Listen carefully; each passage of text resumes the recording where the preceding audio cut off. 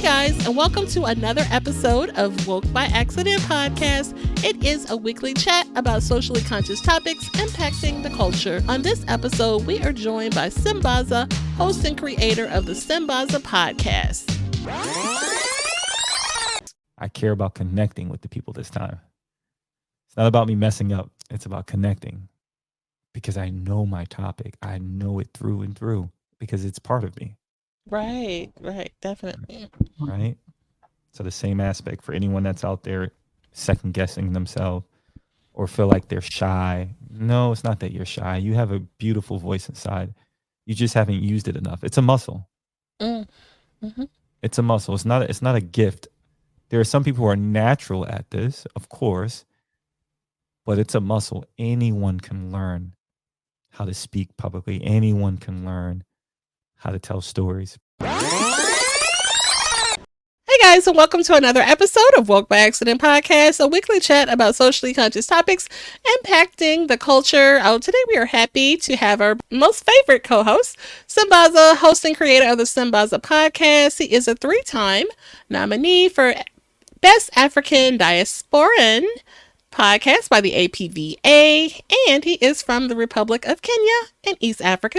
He has been a presenter at the Afros Audio Podcast Festival, and he will be a presenter and ambassador at the 2024 Afros Audio. How are you, Sambaza? I'm good, Jen. How are you? Good. Everyone's well. Family's good. Brilliant, man. Good. Absolutely. Yeah, so I'll have a great episode. We have a special guest today, guys. Really excited about that. Before we introduce our guest, any thoughts about today's show? This show actually today is going to touch about most of creators out there who I think may have feelings regarding putting themselves out there, and I think when we get into the topic, we will get to hear very knowledgeable information about our guest giving us the gems and what we might need to succeed.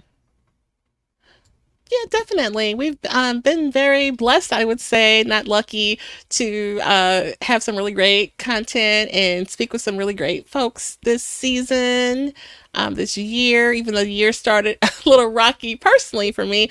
As we go into the year, it's definitely been very sweet, and we've got to meet some great folks. And today is like no other. We have a great guest.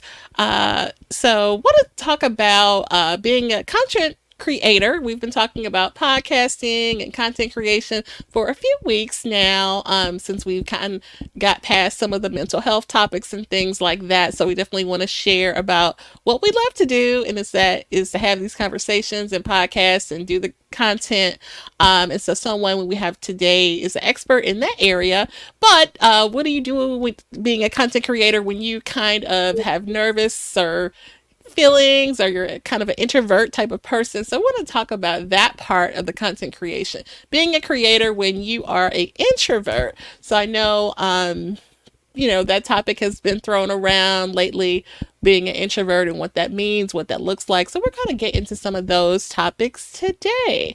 So all right, but yeah, you relate, Sambaza?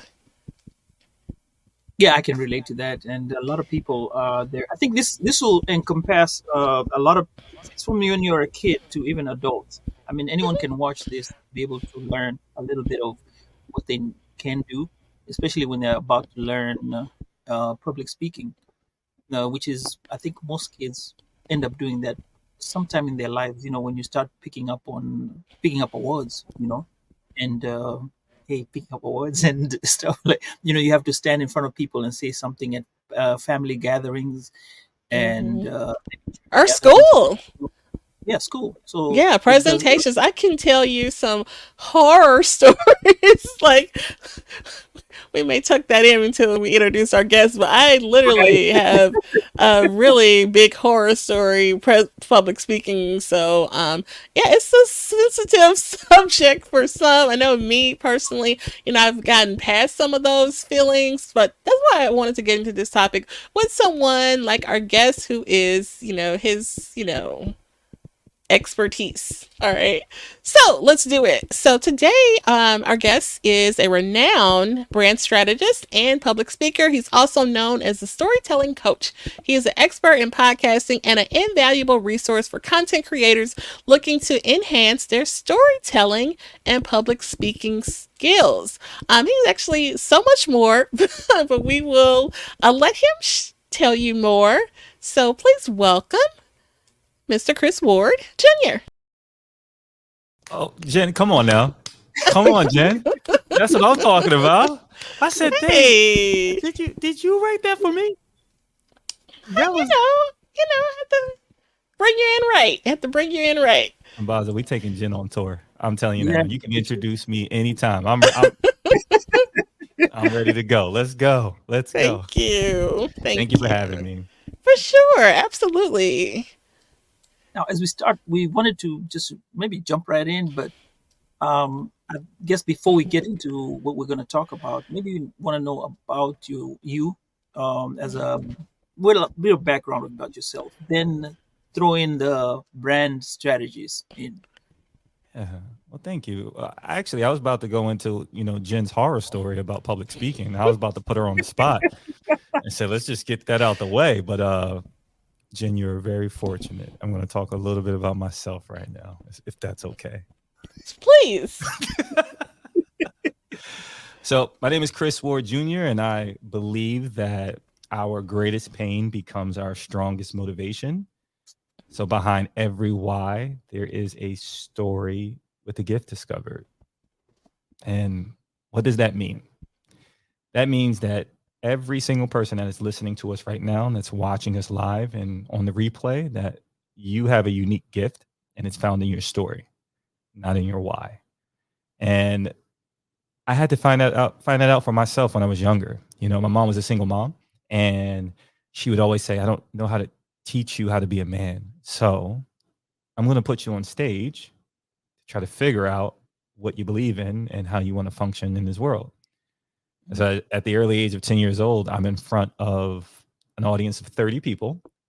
Imagine that, Jen, Sambaza, in front of 30 people at 10 years old. How would y'all feel?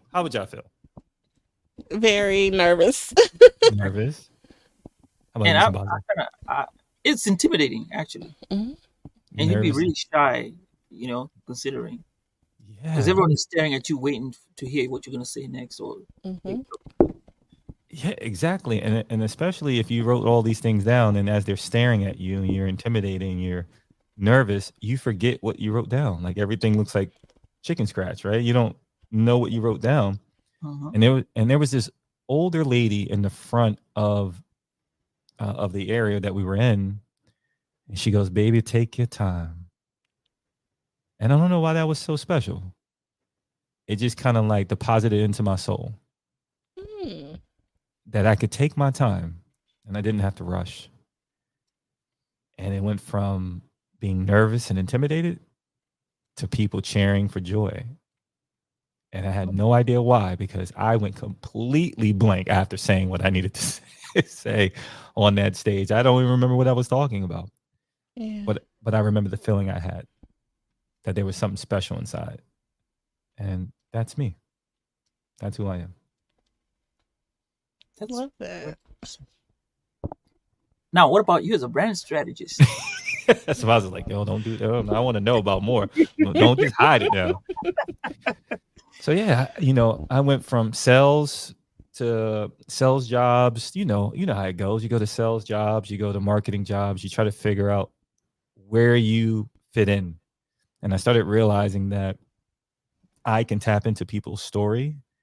And then I came across one of my mentors, Ed Wood. And Ed Wood said something to me that was pretty amazing. He says, Chris always stays on brand. And I thought that was interesting. I was like, what do you mean by that? He says, regardless of what we do in this building, regardless of the quotas we tell you you have to hit, you stay on brand. You are who you are. And that's what makes you pretty successful here. And so I started to think about, what did that mean? What being on brand for myself? Well, I wasn't a professionally trained brand professional. I was more of a brand strategist. I knew how to take parts of who I am and my audience. I learned how to connect it together, and that led me to learning more about brand identity and brand values and brand messaging, and that led to brand storytelling. And so, as a strategist, I could look at Sambaza or I can look at Jen, and you can just talk. I can bring questions, and you can just talk, and I'll know exactly how to connect the dots so that you also stay on brand. Nice. Was I that feel like was I that feel like good? there's something more. Yeah, no, it was excellent, but I feel like there was something more coming out. Well, if you want to know, of course, I've worked in places like for-profit schools where I was in the top 1-2% of employees out of 5,000 employees that were there.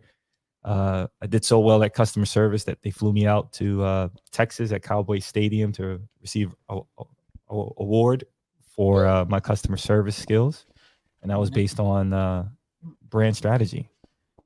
I needed to stand out from everybody else in the workplace, and I needed to use my values as a way of doing that, and so that became my brand, my values. People knew me as the person that took care of families, took care of everything, and it led to great success,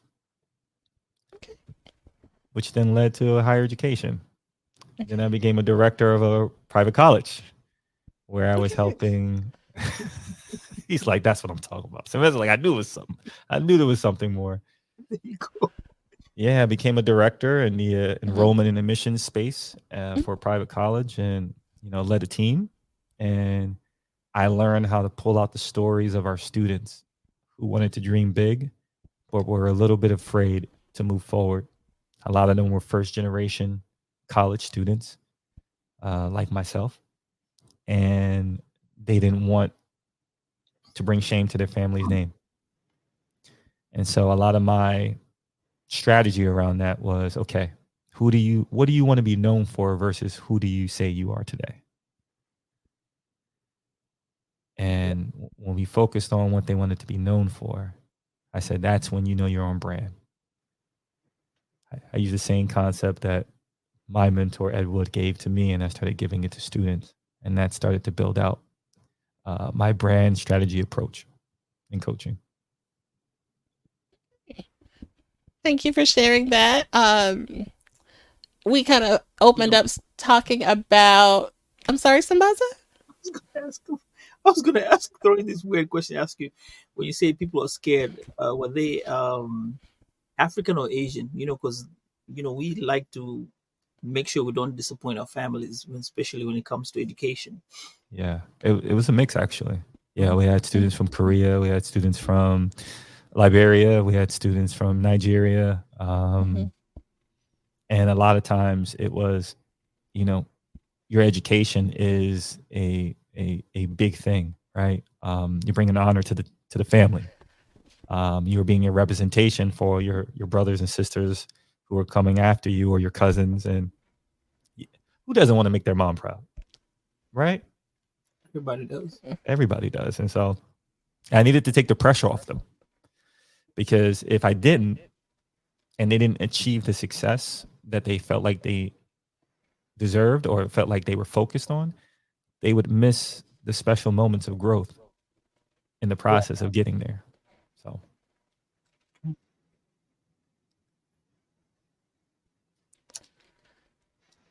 Jen, you had a question?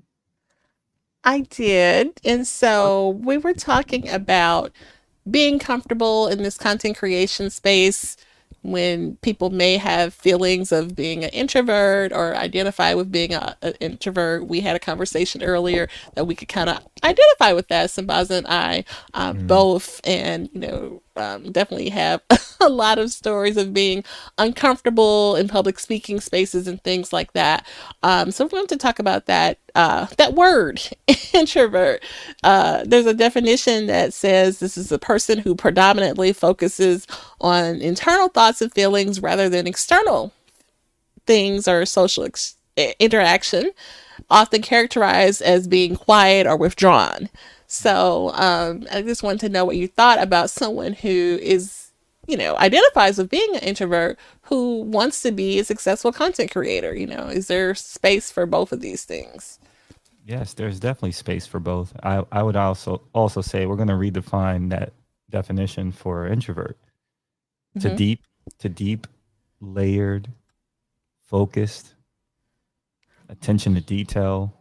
I mean, introverts are people who are observant. And the more observant you are, the better content creator you can actually become. Um, you may not always feel that way because the world has told you that you need to be an extrovert to be successful in this world. And that's not true. Um, how do I know that? My wife is I think it's going on 6, babe. Oh, she's paying me no mind. All right, she's paying me no mind. She's in her books right now. See, introvert, right? She's owned the salon for about 6 or 7 years, and in her Okay. 6 or 7 years, and in her second or third year, it was debt free. Nice. Right now, Excellent. if you tell her to get on the stage and public speak, she would say, "No, I'm not doing that. I am not doing that. That's your thing, Chris." But now it's starting to change for her, and the reason is because she's observing all of the success that she's had in her life, and she says that it is worthy of sharing it with someone else. We have to realize, as an introvert, you have to count the facts versus the opinions that come into your mind. If you know you've been successful in a space and you've spent time as an enthusiast, you're an enthusiast in a certain subject, or you are very passionate about something and you write about it all day and you can speak about it all day to yourself, uh, then you can also create content in a way that's relatable and resonates with your audience. And that's the key. The key is not to be the loudest. The key is connection. Your life experience as an introvert can connect to so many people out there. You just have to find the way that you would like to deliver it in a way that makes you feel authentic and true. I like the authentic part. Authentic and Hmm. Definitely. Yeah. Let me ask you a question. What do you think the biggest struggle for introverts are, for people who are introverted, when it comes to content creation? I'll tell you number one. My first thing, rejection. Mm, People reject my content. If you reject my content, that's a big deal. mm. Negative comments could come next, but that's part of the rejection part. But most of the thing is rejection. And I had a question regarding that, but continue. Let's talk about rejection. I think that's Jen. Do Okay. you feel the same way, Sambaza? Actually, and it's interesting that that's like a reaction to delivering the content. I would say I have more anxiety about delivering what I'm going to say. Like you shared that moment of, getting ready to give your speech or what have you. That's the kicker, or thing that I struggle with, of like, delivering it. I want to be, deliver it good, and that whole anxiety or what have you. Mm. So let's look at these 2 points here. We have one that is anxious and anxiety before publishing and posting the content. And then you have one who's already posted the content and now they are feeling the impact of rejection. All right. So I'm gonna answer both kind of like in a volley way. Okay. Okay. So let's talk about rejection. Who's rejecting you? The people that I intend to make my audience, How do my you know? listeners, How my do you know they're viewers, actually rejecting you? it'll come with the comments. Okay. Give me an example. Like you might say something and somebody rebuts what you just said. It could be factual, like Mm, X spaces. You could say something that is really factual. You know about it. You know something that's really personal and say it. But somebody may come out right and say something that's just left, right? mm, And you could tell maybe when they start, the person who starts that thread ends up making the thread have like 10 or 15 more replies, mhm, which when they add up, now when you're looking at them, you're like, oh God, mm, you know, Mm. So at that point, now you start getting that. I guess now you get the anxiety part. Like, hey, here we are. I'm being rejected. It gives you that kind of weird feeling. Like whatever my content, you start doubting your content, doubting what you had Mm, said. Okay. okay. I can see where you're coming from. Thank you for sharing that. I mean, being vulnerable and transparent. Yeah, I disagree. Did did I just reject you? Yes, you did. Did I just I was reject like, you? wait a Right? minute. You see how? So I'm just messing with you, of course. But That was let, good though. Yeah. I was like, wait a minute. Oh yeah. you, I'm you did sorry, man. great.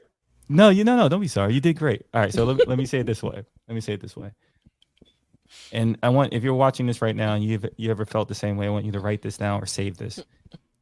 Regardless if they praise you or criticize you, it doesn't determine your success. Oh. Okay. Whether you get praised or criticized, because rejection and acceptance to me are in the same boat. It's still someone's opinion, right? True. It's someone's opinion, because value is very subjective, It is. right? So you gave facts. We're not worried about the people who reject. Actually, they're giving you more of a platform by even responding to you, right? They're acknowledging that you said something that was worth speaking on. Whether they reject it or not, it doesn't really matter. It's that you were able to get it from here to here to here, recording, and then out. Right. Man, celebrate yourself. Man, every time you press publish, celebrate. Close the computer. You don't even need to look at the comments. Sometimes I don't look at it till a week later. Right? So you got to celebrate during those times. And when they are rejecting, not really rejecting, they're just they're acknowledging. That's what I want you to start saying. They're acknowledging that what you said has some value and they want to put their 2 cents on it, whether they agree or disagree. Right. Okay. And if you disagree, make a video about it. Hey, you know what this person just said right here after I gave these facts right here? They said that this was this. So I decided to go on Google to find out if they were telling some truth. And guess what I found? I love that. And I told you that recently, Sambaza. Turn it into content, right? Everything. Let's, come on now. Absolutely. Come on, man. You are the man. But I know you wanted to say something. I don't want to dominate this. What were you about to say, Sambaza? Because I'm gonna go to Jen next. So, but this was gonna go back to the part where you said you are a salesman, and part of the thing about salesmanship is you're always gonna get rejected. So, how was this a learning process for you to be able to understand now I think you already answered the question, like a pseudo answering the question that I had for you about what I wanted to ask you regarding feeling the rejection, because I mean sales is kind of hard. Personally, I haven't done sales because of that fact, and anytime somebody approaches me with sales, it's usually that I gotta sell somebody, convince somebody to sell it. But when I get into the moment, I'll always sell. It's the rejection part that I struggle with, and I've always struggled with, that I now make myself kind of put everything away that deals with marketing and sales. But when you put it that, like, when you bring yourself out there, then people get to know and now give you feedback. I guess, was this feedback which you're getting from the people that made you strong and realize, okay, now I can be able to stay on brand. I can be able to look at a person the way I engage with them and say, okay, I'm going to move this direction and that direction, which now makes you now the brand strategist. Is that what it is? Yeah, that was great, Sambaza. That was great. You hit it right on nail on the head, right? My mentor Ed Wood, when I was in sales, he would say, "Hey, you take it so personal when they don't show up for you." Because I felt like you, Sambaza. I'm like, why are you rejecting me? I thought we just had a great conversation. I have a solution to your problem, but then you didn't show up. I feel rejected. And when you feel that way, you start to question and doubt yourself, right? You start to ask, Exactly. am I good? Am I good enough? Right. And that's what I did. And then my mentor sat me down. He said, okay, now that you got past those emotions and those feelings, all right, what do you want to do about it? She still has that problem that you need to solve, and you know you have the answer to it. Is it going to be about you, or is it going to be about them? And that changed everything for me, Sambaza. When I started focusing on connecting in such a deeper way, whether you use me or you use somebody else in the office, it don't even matter. I just need you to get to your solution. I need you to get to your goal line. I care so much about connecting with you and the details that you should. If you spent 15 minutes with me out of your entire day, I am thankful for it. If you commented, you took 5 minutes out of your day to comment on my content, I'm thankful for it. You could have talked to somebody completely different with that 5 minutes that you just gave me. So that's what I want you to embrace. That it's all about connection, man. Whether they oppose it or they agree, and that doesn't even matter. It's like, wow, we got short time on this earth, and you decided to spend a little bit on me, and you don't even know me. Thank you. Oh, like that. That is an excellent way to look at things. I love that approach, and I definitely want to adopt that because I definitely try to be positive in all situations, and so that's just like a really great way to look at it. So, thank you, Jen. And it makes me think of you said you get anxious before you even put it out there. Okay, what do you like best about what you do, Jen? I guess being creative and having these ideas and, making it come to life, like an idea come to life type of thing. I love that. Yeah.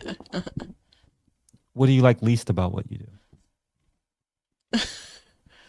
No.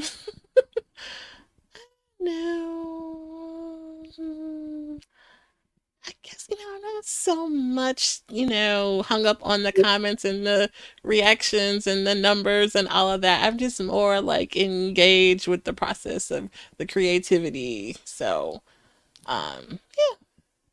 Okay. So I want you to do something for me. I want you to shape your ideal world. If you didn't have to worry about the things you don't like to do, shape that ideal world for me. What does that look like as a content creator? What are you doing? What's happening? How's it look? Yeah, definitely. And, I do some live stream reselling, like as a little side hustle, and that's really fun for me. And I'm actually it's kind of a great way to get more comfortable with speaking because you have to sell. My bad. Check. Okay. Oh yeah, but I was saying that's exactly what you have to do in the reselling space is, turn it on, present your personality, put yourself out there, and be the more creative and authentic you are, you really stand out from the people who are kind of like, okay, I have this shirt, who wants to buy it?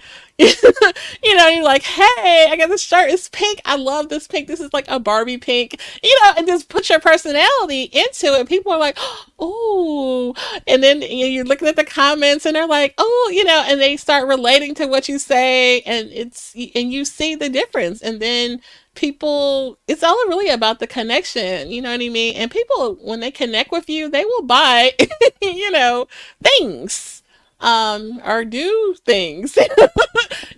So if you ask and so it's interesting, and I'm just kind of doing these two creation pieces, the selling for my side hustle and then the creation just because this is what I enjoy, and I'm kind of pushing myself past those uncomfortable things. So but yeah.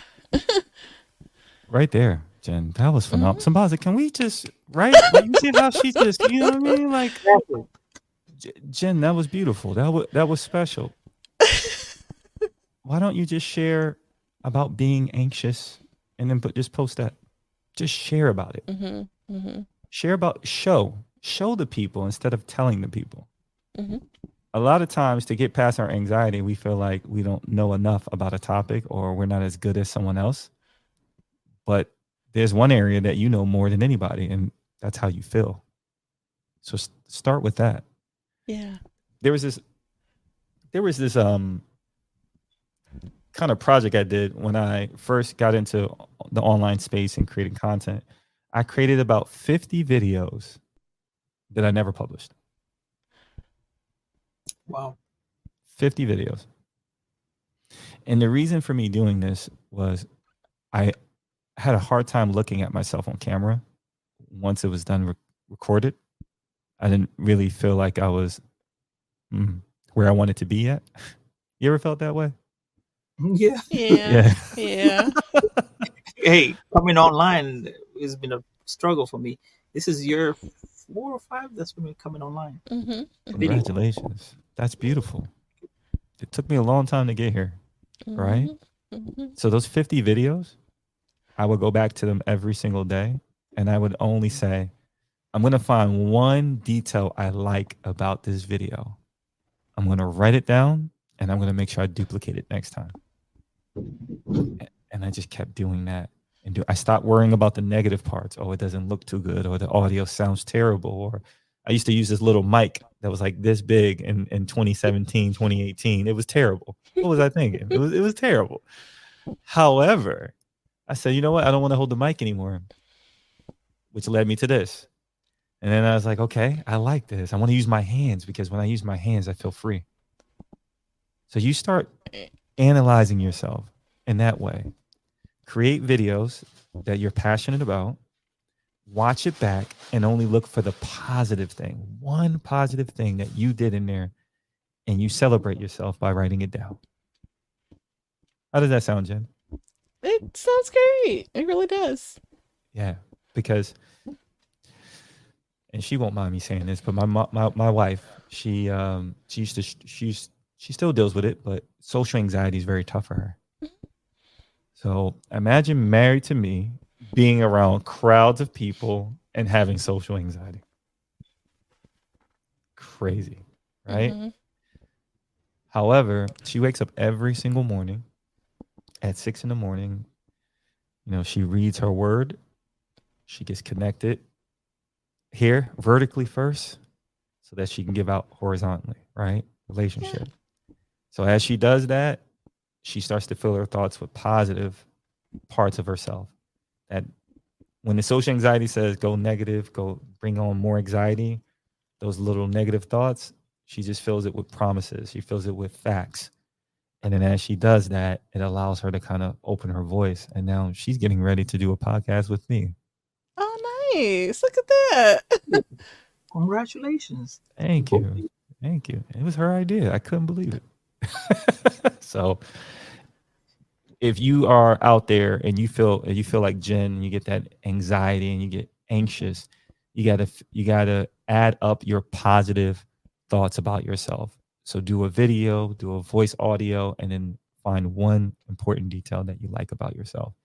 And that is the way you create strategy around your brand. You're building up the foundation first so that when you give it to the world, you don't have any expectations if they praise you or if they criticize you. Great.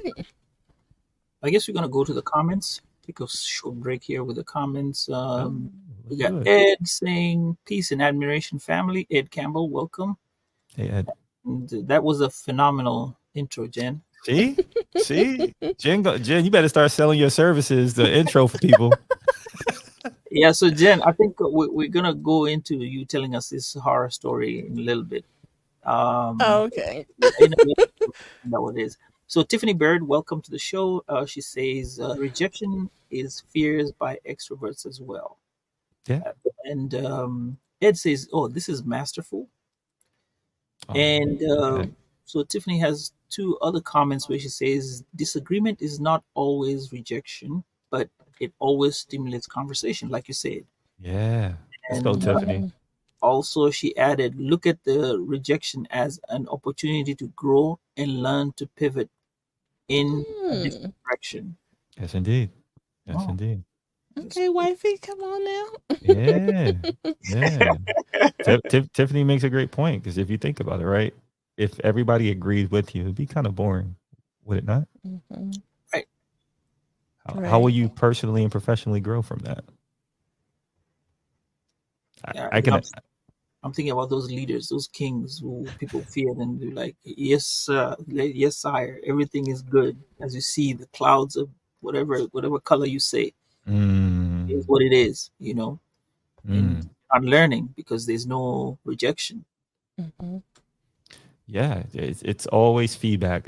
You guys know. You both know Walter Gaynor II, of course, Oh yeah, Yeah. it, and Walter and I talk all the time. And one of the aspects that we came across, because Walter's a little introverted himself as well. Hmm. He Hmm. keeps it very chill.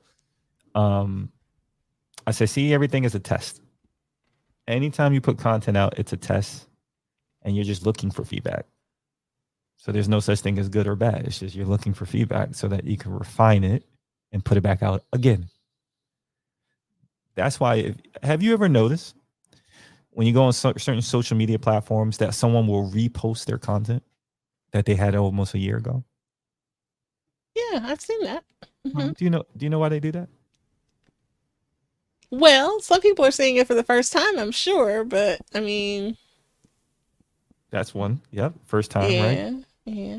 What else? If they didn't get a positive, well, if they didn't get any reaction or maybe an intended reaction, they would want to put it back in to see what reaction they'll get with newfound this newfound group of people. Or maybe at that point people never understood whatever was being put out. This time they may understand what is being said. Or with the time lapse, people have grown to become comfortable with the idea. Yeah, it's seasons. Okay. Let's Oh, think okay. about it, right? Seasons, Hmm. right? Their timing is everything, Hmm. right? I put a Mhm. video out uh last year, I believe in March, and I'm sorry, in January, and it did 16,000 views. Right, did its thing. I decided to do it again around this time just to see what it would do. 500 views. Hmm. Interesting, right? So imagine if I had the 500 views first before I had the 16,000. I'd probably be like, this is terrible content. Okay. Why am I making this? Nobody really cares about this content. So, but my mentality is okay, is there something that I can refine from the last time I did this content? Should I do different music this time? Should I lead them to a different call to action this time? Hmm. Right? I'm like a mad scientist. I'm always thinking, how can I make this still stay on brand, but have a different impact and effect to my audience? And so if you have that mentality where you're always testing, I'm just testing, I'm testing, you are going to have a lot of fun with this. It's not even going to be about being introverted or extroverted anymore. Hmm. You're just going to love the creative expression that you're blessed to have. I love that. Yeah. Curiosity. It's about the growth and evolving and yeah. Yeah.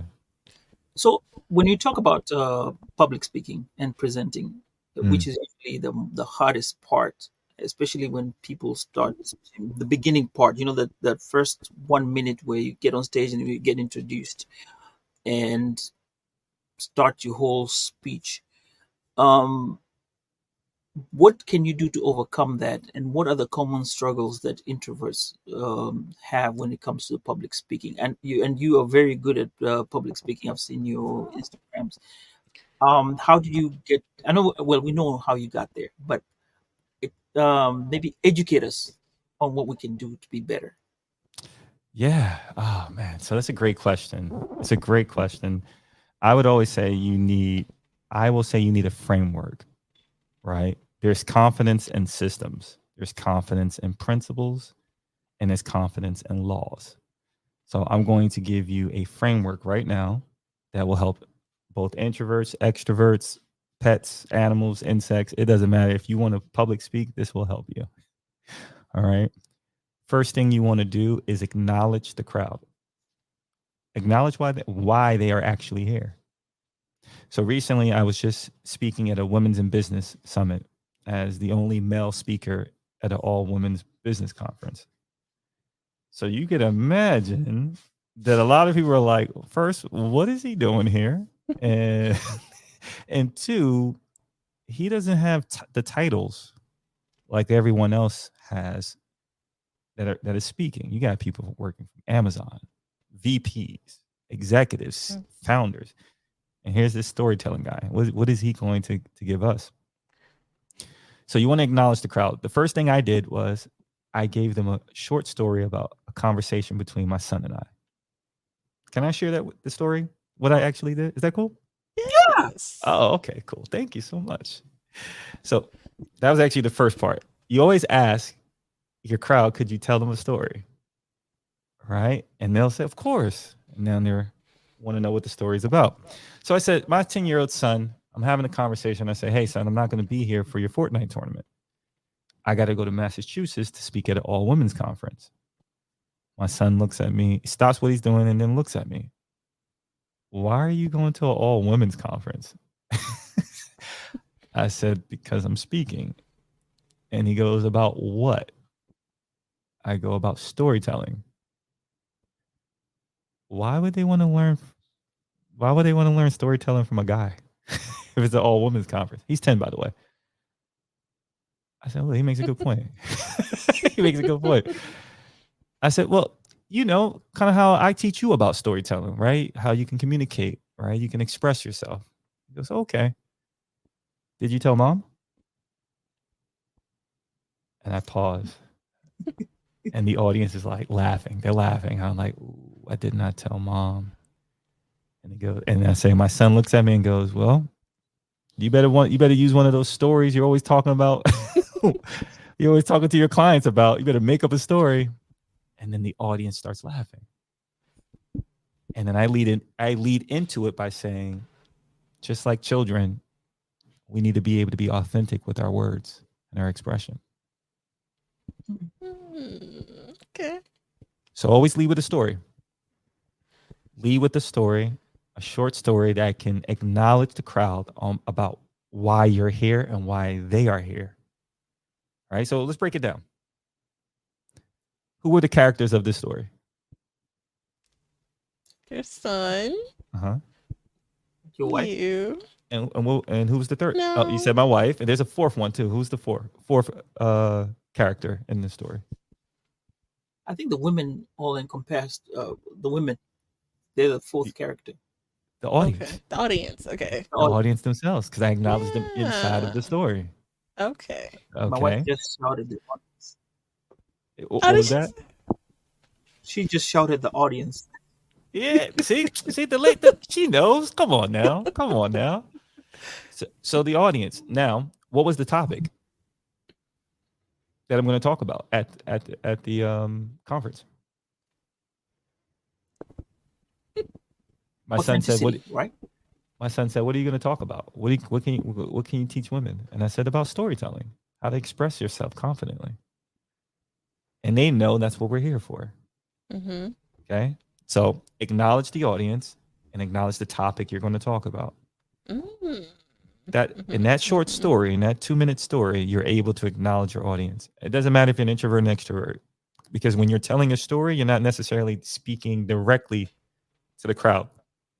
You're kind of narrating, very much like podcasting. True. Right? You're narrating. Here's your next part for your framework. You're going to teach them the topic, 3 topics, 1 focus. Okay? 3 topics, 1 focus. The 1 focus is storytelling.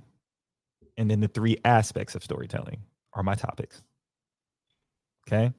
So I will say, all of you are here because you're curious about storytelling and how you can use that as a business person, a speaker, or even a leader. Because as we heard earlier, as women, there's a gap in pay. But storytelling has the solution to it. And I'm going to show you how. First, we're going to talk about the power of connection. Make sure you write this down. Second, we're going to talk about the art of persuasion. That's what you're going to use to fill that wealth gap. And then 3, one of my favorite ones, the value of authenticity. And if we have time, maybe I'll give you a framework that you can use. But most importantly, I want to answer your questions because you will have questions for me. And how does that sound to everyone? And that's what they would say. Oh, yes, sounds good. We're creating a conversation. Public speaking doesn't Yes. have to be a performance. It doesn't have to talk at True. people. It can have a conversation. Mhm. So story, how to in threes, right? One focus, three topics. And then at the end, another story. Another story about what happens next once they leave, once they hear your speech, once they hear the conversation, what you need them to do. Maybe it's feedback on the podcast, on the presentation. Maybe it's book some time with me. Whatever it is, you tell a story, and then that is your presentation. You can do that in any public speaking platform, podcast, stage, school. It doesn't matter. Awesome. Was that helpful? I don't know. Let me know. Was that It helpful? was. Thank you for sharing that. I mean, I wasn't You expecting that. That was awesome. you just dropped uh 10,000 gems for me because I'm supposed to be talking about storytelling, some African storytelling. We're talking this about Jen, and Okay. you just helped us in figuring it out. I appreciate that Yeah. I love unknowingly. that. Hey, I love that, right, man. I love that. right moment, right moments. This is right season, right place, the right time. Hmm. That's important. As an introvert, I want you to always remember that too. Sometimes we can release something, but it's the wrong timing or we can release something and it's the wrong soil that we want it to grow in. Hmm. We have to Yeah. remember that our content is seeds. They are just seeds with messaging in it. Okay. And if you plant your seeds in the wrong soil or a bad soil, what happens? It's not gonna go. It's not going to grow. True. True. Right. So Somebody make told me sure one. that the season, what was that? Mhm. Somebody told me one time. This is it's a joke that they told us when I was told in public speaking. Imagine everybody's naked and you're looking through them. So I think it would give you that, it release the anxiety when you come on stage, Mm, right? And then you look mm, at the back of the room rather than the front part, the person in front of you. So when you look above the last person, you kind of don't see the crowd, because when you look at the crowd, then you got these people. You look at people, they're staring at you, and then that kind of makes you anxious. Mhm. It can if you Hmm. rely on just your knowledge alone. Ah, Okay. But if you're inviting the audience into the conversation, it becomes an experience. Like okay. right now, I'm looking you in the eye because I want you to know that I'm connected to your Mhm. questions. Now, I don't have to stare at you all the whole time, right? Like, you know, Right. you know, right? But I'll look at you and then I'll look at Jen. So if Jen and you were in the audience, I would pace for 3 seconds speaking to Jen, and then I would turn around and pace for 3 seconds speaking to you so that everyone feels like they're being seen, heard, and acknowledged in my Mhm. presentation. Now, here's what you can do to relax your nerves. And you're going to do it right now, actually. So if you're listening to this on the recording or you're watching this, please, I want you to do this with us together. Jen, Sambaza, I want you to close your eyes. Close your eyes, close your eyes. And as you hear my voice, I want you to think of the most positive memory that you can think of. The most positive memory you can think of. For some, it is Sunday afternoon eating grandma's best cooking. For others, it's going to the beach and hearing the waves crash. Uh, and for others, it is peace and quiet in the house while everyone is away. When you have your positive memory, I want you to open your eyes, and then I want Jen to go first and Sambaza to go second. Okay, Jen, what is your positive memory? I guess many years ago at a family function, Thanksgiving, when everyone was around enjoying each other and having food and just, big family dinner. Mhm. How did that make you feel when you were visualizing that? Um, I guess it's, make me feel warm to be celebrated and be around family. It's a little sad because, things, this is, a memory from many, many years ago and things are different now, but, Mhm. it's a good memory. It's a good memory. Mm. Okay, hold on to that emotion. All right, Sambaza, how about you? I think my best memory was when my wife and kids we went out to watch my favorite team, Manchester United, play against a rival, Arsenal. This happened just a few months ago, but the fact that I was with them and I was watching it uh, was something that I wouldn't take it for granted, and I loved it since we we're all together at one spot. Mm, that was Yeah. beautiful. That was beautiful. Thank you. Thank you for that. What emotions and feelings are you both feeling right now from that positive memory? Emotions and feelings. Uh-huh. Happiness, Feel- joy. I guess I would say Yeah. a warm, joyful feeling, thinking of laughter and, yeah, family. Mm. How about you, Sambaza? Same. I think I have the appreciation. Um, it's the warm fuzzy feeling of having them all together Mm. and just as a unit. Eh, yeah, a massive joy. Mm. What I, yeah. You take that energy into your storytelling, into your public speaking. That's how you calm your nerves down. Okay. You think of that positive story, Yeah. and now it's not even about looking past someone or seeing someone naked. It is, Mm-hmm. wow, they're with me. I'm about to give something very special because they are with me. And the number one rule or principle, I would say, Mhm. when you're public speaking is to connect first, topic second. Connect with you first, connect with the audience, and then deliver the topic. And I promise you, even if you mess up, they won't even see it. They won't even see it because they'll be so connected with you that they'll allow grace Mm-hmm. Mm-hmm. as you're going through your process.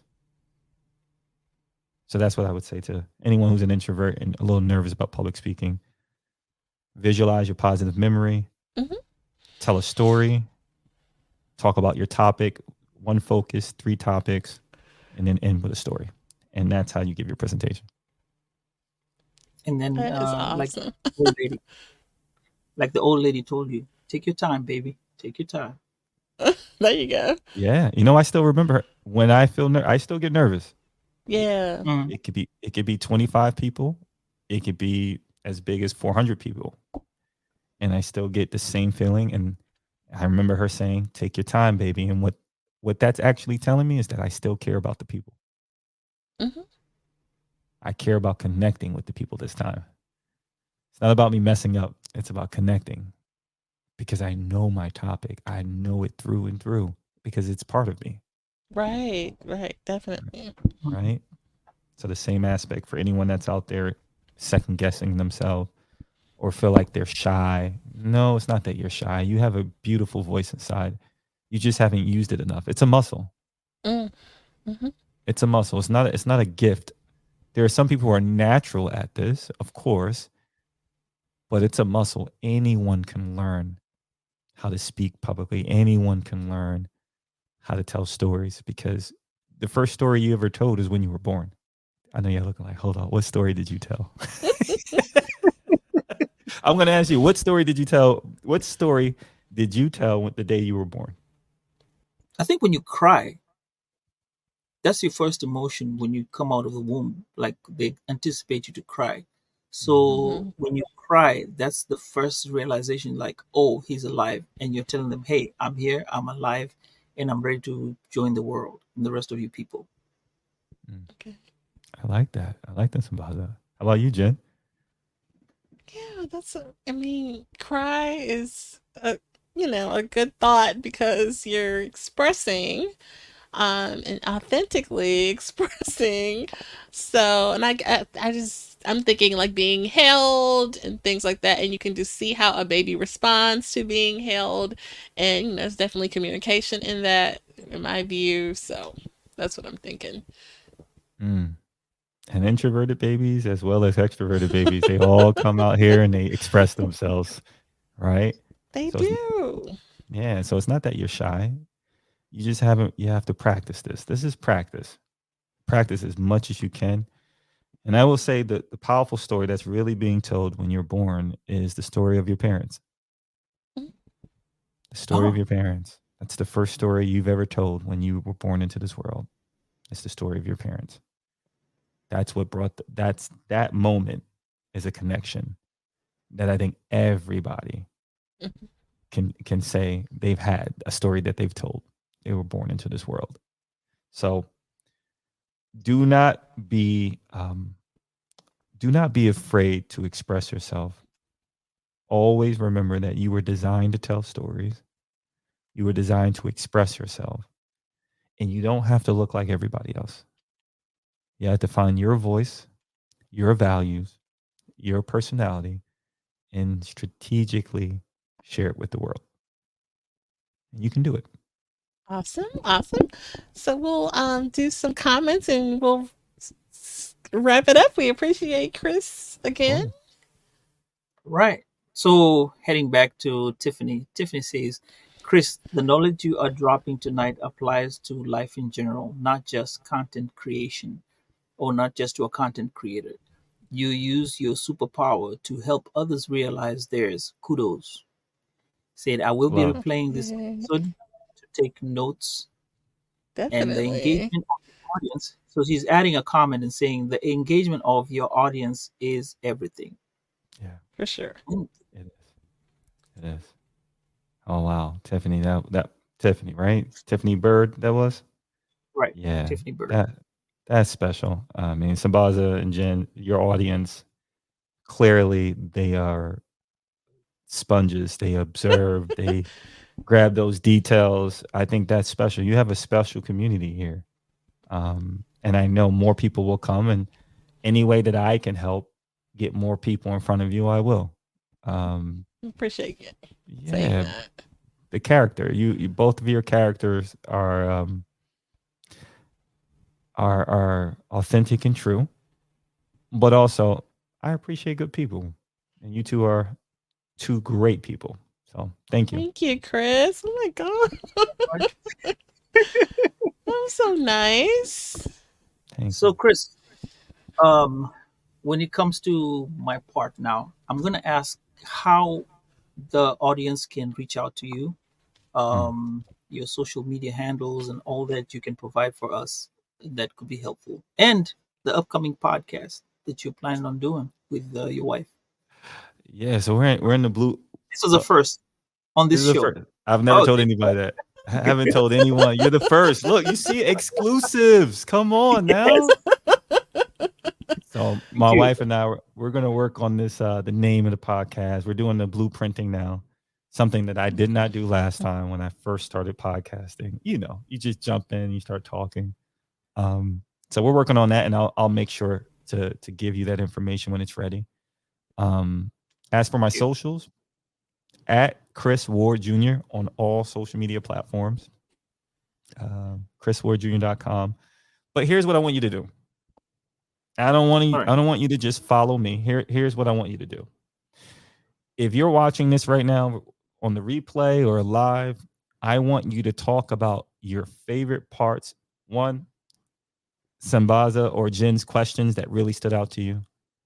Two, any jewels you felt like I dropped that you really resonated with.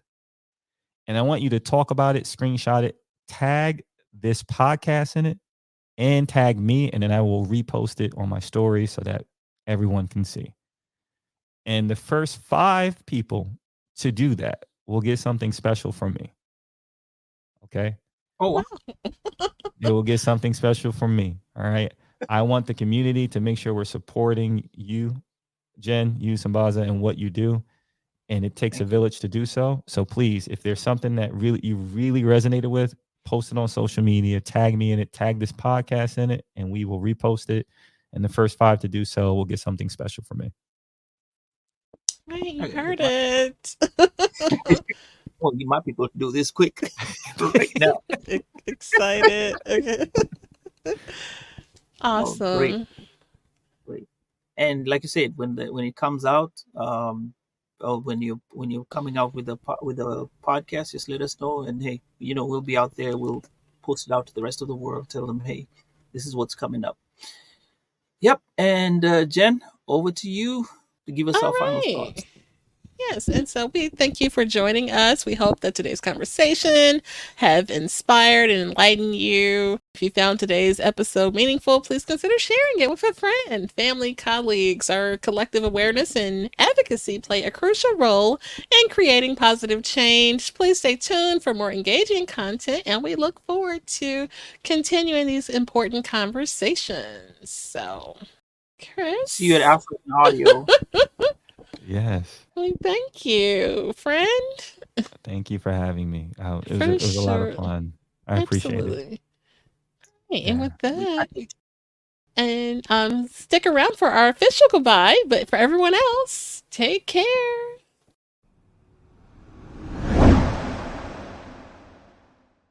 At this time, we're going to go ahead and conclude the episode.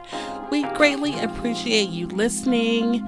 We invite you to follow us on social media. On Instagram, it is Woke by Accident Podcast. On Twitter, it is Woke by. On Facebook, it is Woke by Accident Podcast. We also have the new website up, www.wokebyaccident.net. Please check us out.